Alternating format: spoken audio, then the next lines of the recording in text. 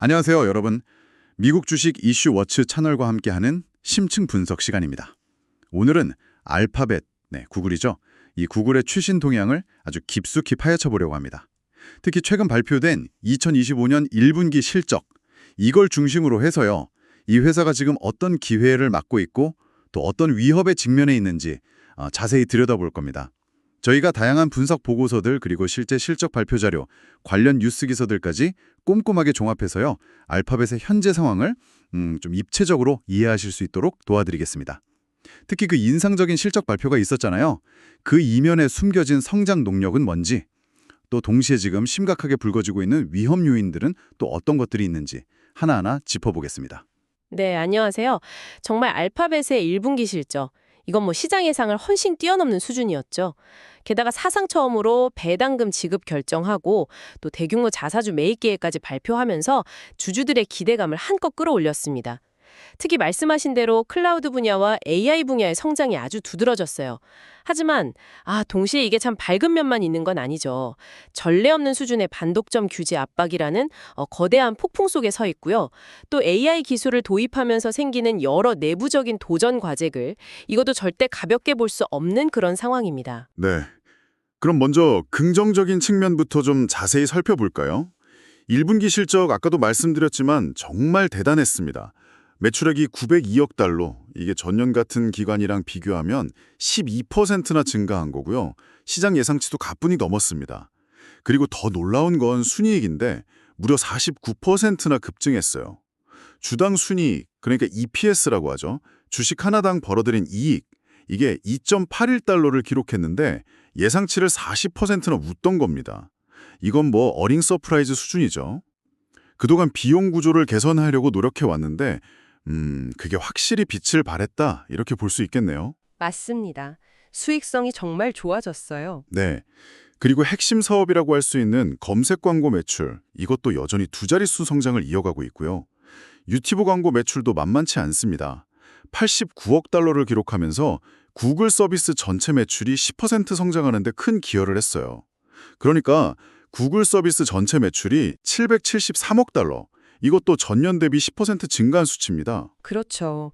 검색이랑 유튜브 이 두 핵심 축이 여전히 건재하다는 걸 보여준 거죠. 근데 여기서 특히 더 주목해야 할 부분이 바로 클라우드 사업의 약진입니다.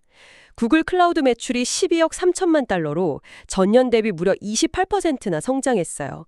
성장률 자체가 엄청나죠. 근데 더 중요한 건 수익성이에요.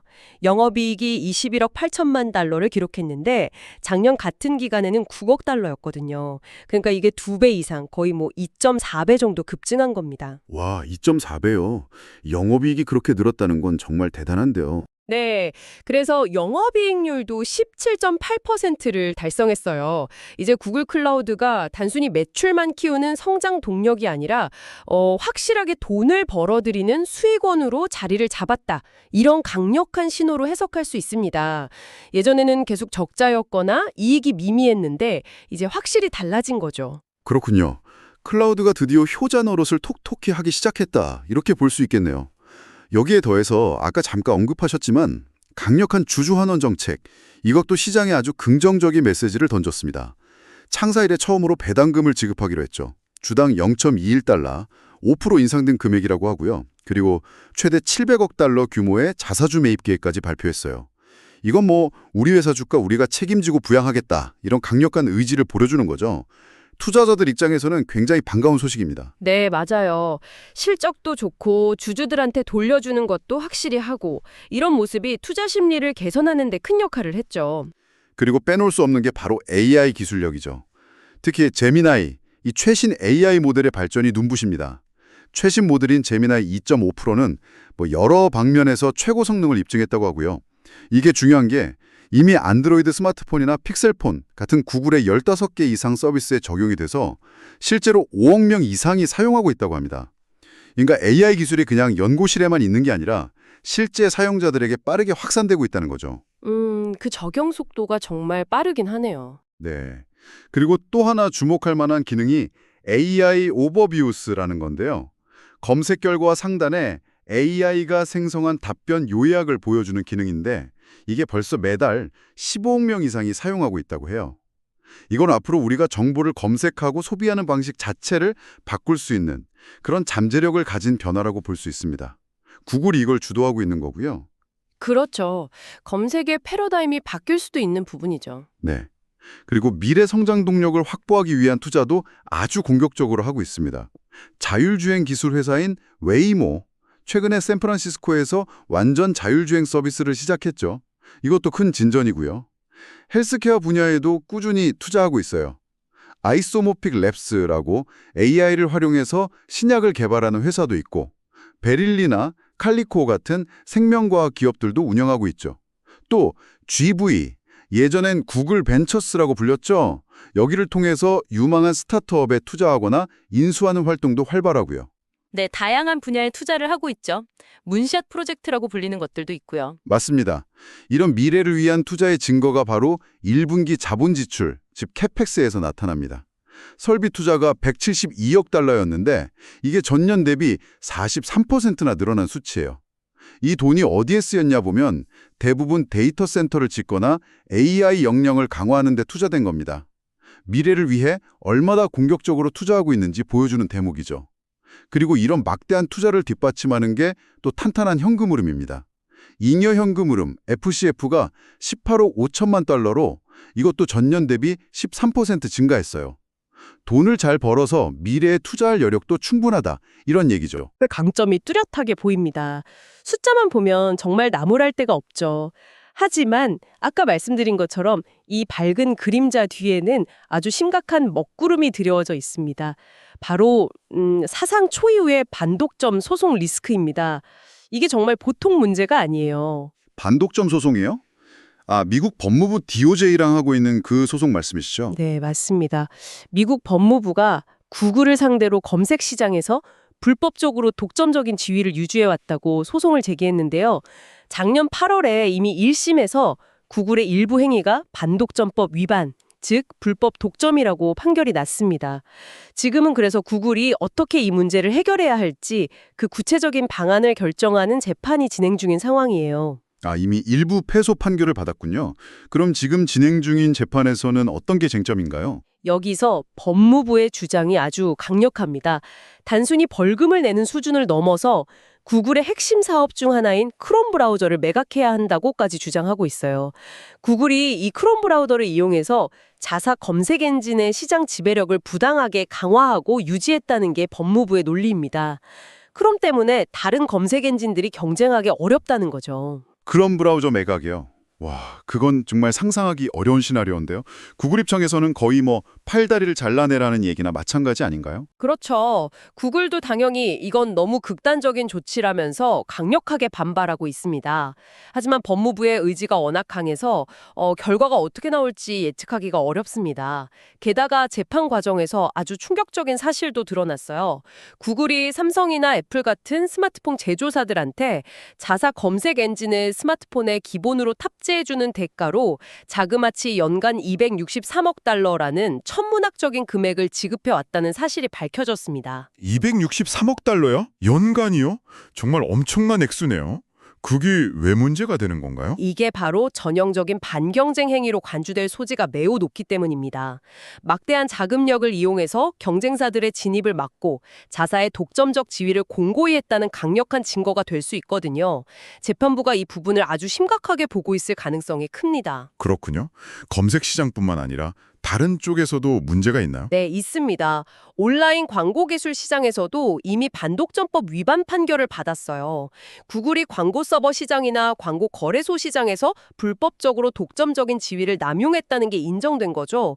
그래서 이 경우에는 최악의 시나리오로 구글의 네트워크 사업부, 그러니까 다른 웹사이트나 앱에 광고를 게재해주는 사업부 있죠. 이 사업부가 전체 매출의 약 8.7% 정도를 차지하는데 이 부분을 매각해야 할 수도 있다는 우려까지 제기되고 있는 상황입니다. 와, 정말 사면 초과네요. 검색, 광고 기술, 여기저기서 다 문제가 터지고 있는 거군요.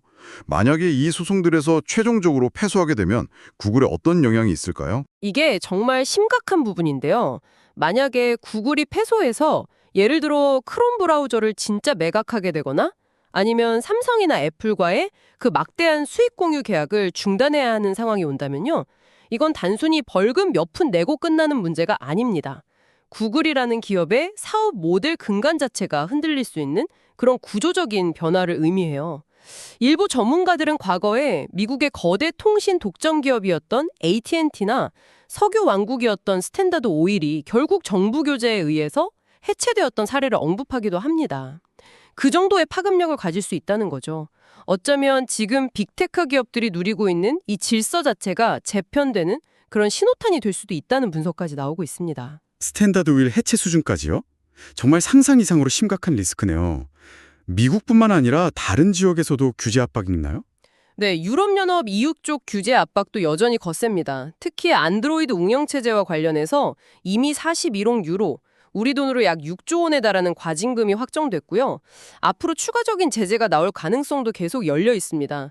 그래서 특히 내년 2025년 8월로 예정된 미국 법무부 소송 관련 중요 판결이 알파벳의 미래에 정말 큰 영향을 미칠 경고점이 될 것으로 보입니다.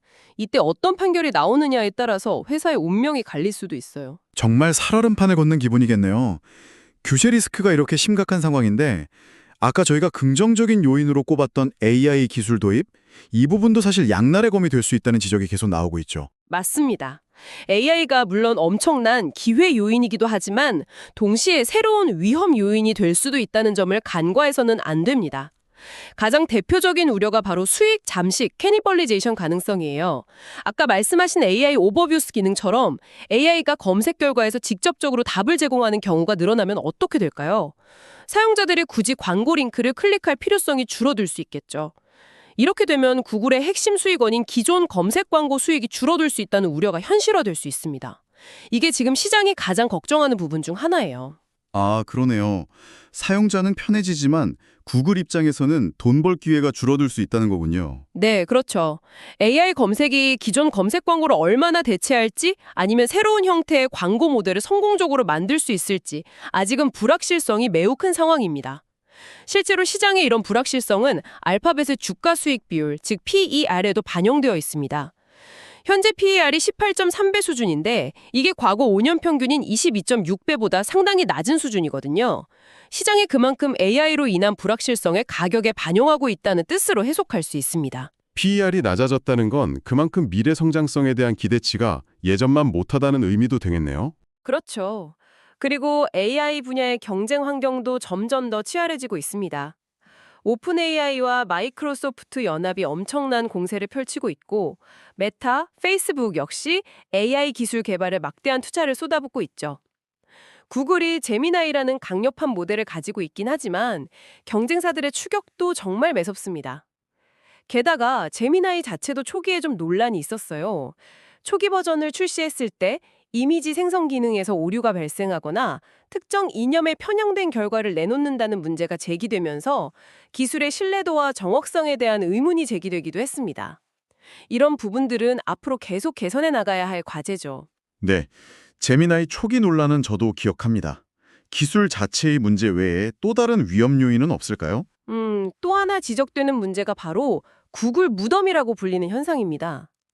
구글이 야심차게 새로운 프로젝트나 서비스를 시작했다가 얼마 못 가서 조용히 폐기해버리는 경우가 상당히 많았거든요. 예를 들어 건강관리 웨어러블 기기 업체였던 핏빗 인수 후에도 결국 관련 사업을 축소하거나 중단하는 모습을 보였죠. 이런 잦은 프로젝트 폐기 사례들이 쌓이면서 특히 기업 고객들 사이에서 구글의 장기적인 서비스 지원에 대한 신뢰도가 떨어질 수 있다는 우려가 나옵니다. 아, 구글 무덤이요. 그런 얘기 들어본 것 같습니다. 그게 왜 문제가 되나요? 이게 특히 클라우드 사업 경쟁력에 부정적인 영향을 줄 수 있습니다. 클라우드 서비스는 기업들이 자사의 중요한 데이터와 시스템을 맡기는 거잖아요. 그런데 서비스를 제공하는 기업이 언제 갑자기 서비스를 중단할지 모른다는 불안감이 있다면 고객들이 선뜻 구글 클라우드를 선택하기 어렵겠죠. 특히 클라우드 시장의 절대 강자인 아마존 웹 서비스, AWS, 마이크로소프트 애저얼 같은 경쟁사들은 안정성과 신뢰도를 계속 강조하고 있기 때문에 이런 구글 무덤 이미지는 구글 클라우드의 약점이 될 수 있습니다. 최근에 구글이 클라우드 보안을 강화하기 위해서 약 23억 달러, 우리 돈으로 30조 원이 넘는 거액을 들여서 이스라엘의 유명 보안 기업인 위즈를 인수하려고 협상 중이라는 소문이 돌았는데요. 이게 사실이라면 보안 역량을 키우려는 시도겠지만 이미 벌어진 AWS나 애주어의 격차를 따라잡기에는 역부족이라는 시각도 존재합니다. 그렇군요. 신뢰의 문제가 클라우드 사업 확장의 발목을 잡을 수도 있다는 거네요. 월가 애널리스트들의 평가는 어떤가요? 이런 리스크들을 다 알고 있을 텐데요. 네, 월가 애널리스트들 대부분 약 80% 이상은 여전히 알파벳 주식에 대해 매수 의견을 유지하고는 있습니다. 기본적인 사업 체력이나 성장 잠재력은 인정한다는 거죠. 하지만 일부 애널리스트들은 최근 목표 주가를 조금씩 낮추고 있어요. 예를 들어 215달러를 제시했던 곳이 202달러로 하향 조정한다든지 하는 식이죠. 이건 앞서 말씀드린 여러 가지 복합적인 불확실성, 그러니까 반독점 소송 리스크나 AI 수익화에 대한 의문, 경쟁 심화 같은 요인들을 반영하기 시작했다, 이렇게 해석할 수 있습니다. 마냥 낙관적으로만 보지는 않는다는 거죠. 정리를 해보자면 알파벳은 한편으로는 AI와 클라우드라는 정말 강력한 성장 엔진을 두 개나 가지고 열심히 달리고 있는데 다른 한편으로는 전방위적으로 다가오는 규제 압박이라는 큰 벽에 부딪히고 있고 또 내부적으로는 AI를 어떻게 확실하게 돈으로 만들지 그리고 그 과정에서 비용은 어떻게 관리할지 같은 아주 어려운 숙제들을 동시에 풀어야 하는 굉장히 복잡한 상황에 놓여 있다. 이렇게 요약할 수 있겠네요. 네, 정확하게 보셨습니다. 기회와 위기가 정말 명확하게 공존하는 상황이죠. 따라서 앞으로 다가올 실적 발표, 그리고 그 이후에 있을 컨퍼런스 콜에서 알파벳 경영진들이 어떤 이야기를 하는지가 매우 중요해질 겁니다. 구체적으로 AI 수익화 전략을 어떻게 가져갈 것인지, 또 비용 효율화는 어떻게 달성할 것인지, 그리고 가장 중요한 산적해 있는 규제 리스크들에 대해서는 어떤 대응 계획을 가지고 있는지, 이런 것들을 투자자들이 아주 면밀히 지켜볼 거고요. 경영진의 답변 내용에 따라서 향후 알파벳의 방향성, 그리고 주가 향방이 결정될 가능성이 높습니다. 단기적으로는 변동성이 꽤 커질 수 있는 구간이라고 생각됩니다. 네, 정말 중요한 시점이네요. 그럼 여기서 마지막으로 우리가 한 번 더 생각해 볼 만한 질문을 던져보면서 마무리할까 합니다. AI가 점점 더 발전해서 우리가 뭔가를 물어보면 그냥 바로 직접적인 답변을 딱 주는 시대가 본격적으로 열린다면요.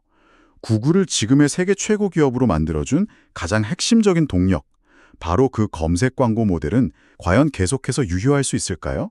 아니면 뭔가 근본적인 변화를 맞이하게 될까요? 더 나아가서 이런 변화는 단순히 구글이라는 기업의 문제를 넘어서 우리가 정보를 찾고 소비하고 또 어떤 정보를 신뢰하는지, 우리 자신의 방식에는 또 어떤 변화를 가져오게 될지 한번 깊이 생각해 보는 것도 의미가 있을 것 같습니다. 이건 오늘 분석 너머의 더 큰 질문일 수 있겠네요. 네, 아주 중요한 질문입니다. 기술의 발전이 우리 사회와 비즈니스 모델에 어떤 근본적인 변화를 가져올지 계속 주시해야 할 것 같습니다. 자, 오늘 저희가 분석해드린 내용은 어디까지나 정보 제공을 목적으로 하는 것이고요. 특정 종목에 대한 투자 추천이 아님을 다시 한번 분명히 말씀드립니다. 모든 투자의 최종 결정과 그에 따른 책임은 전적으로 투자자 본인에게 있다는 점 꼭 기억해 주시기 바랍니다. 네, 그리고 이 내용은 AI가 생성한 정보를 일부 포함하고 있을 수 있습니다. 따라서 실제 사실과 차이가 있을 수 있다는 점도 유의해 주시면 감사하겠습니다. 오늘 심층 분석은 여기서 마치겠습니다. 함께해 주셔서 감사합니다. 감사합니다.